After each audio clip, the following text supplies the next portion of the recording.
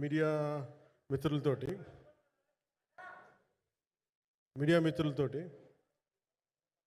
Cinema పరంగా నేను ఎప్పుడు ఆలోచించలేదు, ఎప్పుడు నాకు చేయలేదు.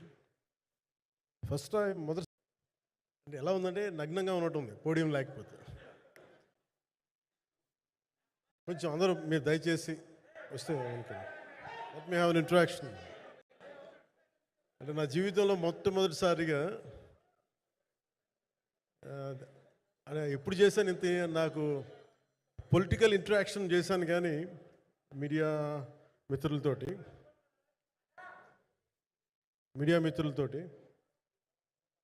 సినిమా పరంగా నేను ఎప్పుడు ఆలోచించలేదు, ఎప్పుడు నాకు చేయలేదు. ఫస్ట్ టైం మొదటిసారి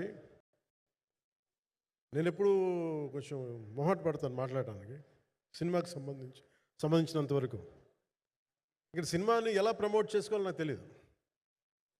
పని చేయడం తెలుసు తప్ప దీన్ని అంటే మనం ఇంత చేసామని చెప్పడం ఎప్పుడు నాకు కొంచెం ఎబ్బెట్టుగాను ఇబ్బందిగా ఉంటుంది.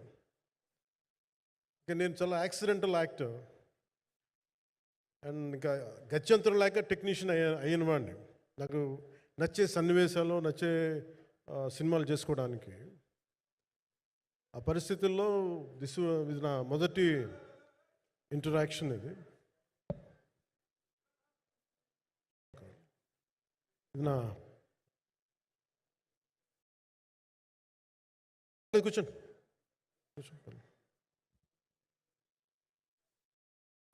రథం గారు వస్తారు. నేను ఇదంతా చేయడానికి, మీడియా మాట్లాడడానికి ఇదేదో నాకు పొగరు అహంకారం ఏం కాదు. సినిమా గురించి నాకు చెప్పుకోవడం ఎబ్బెట్టుకోవడం, ఏం మాట్లాడాలో తెలియక, చెప్తే ఎక్కువైపోద్దా చెప్తే తక్కువ అయిపోద్దా అని. కానీ ఈ పర్టికులర్ ప్రెస్ మీట్ ఎందుకు పెట్టానంటే ఏం రత్నం గారి కోసం పెట్టాను. అంటే సినిమా బతకాలి అంటే ఈవినింగ్ ఆడియో ఫంక్షన్ పెట్టుకొని మళ్ళీ ప్రెస్ మీట్ దేనికంటే మళ్ళీ నాకు మీతో ఇంటరాక్ట్ అయ్యే అవసరం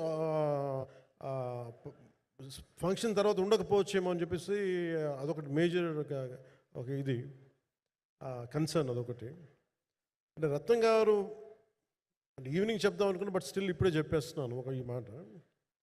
త్రివిక్రమ్ గారు రాసిన ఒక డైలాగు అజ్ఞాతవాసిలో, ఒక చిన్నపాటి సౌకర్యం కోసం, ఇక్కడ మీరు కూర్చున్న ఒక చిన్నపాటి కుర్చీ కోసం ఒక యుద్ధమే చేయాల్సి వస్తుంది. అలాంటిది ఒక సినిమాని చేయడం అంటే ఎన్నిసార్లు మినీ యుద్ధాలు చేయాలి, ఆర్థికంగా కావచ్చు, క్రియేటివ్గా కావచ్చు, వీటన్నిటికీ సంబంధించి. అలాంటిది నేను ఎప్పుడు కూడా సినిమాల్లోకి రాకముందు ఏం రత్నం గారు లాంటి వ్యక్తి నా ప్రొడ్యూసర్ అయితే బాగుండు అనుకున్నాను. భారతదేశానికి పాన్ ఇండియా సినిమాని, ముఖ్యంగా రీజనల్ సినిమాని జాతీయ స్థాయిలో తీసుకెళ్ళిన వ్యక్తి ఆయన. తమిళ సినిమాని చాలా ఛాలెంజింగ్ తెలుగులో డబ్ చేసి దాన్ని స్ట్రైట్ సినిమాలతో సమానంగా ఆడేంత సత్తా చూపించిన వ్యక్తి. Film industry creative ability, creative potentiality పెంచిన వ్యక్తి. ఈ సినిమా చాలా ఒడిదుడుకులు ఎదుర్కొంది, 2 కరోనా పరిస్థితులు ఎదుర్కొంది. అన్నిటికీ మధ్యలో సినిమా మన క్రియేటివ్గా కొంత ఇబ్బంది ఎదుర్కొంది. అల్టిమేట్ ఆబ్జెక్టివ్ సినిమా బాగా రావాలని, నేను ఎప్పుడు ఏం చేసినా సినిమా బాగా రావాలి అనుకుంటాను.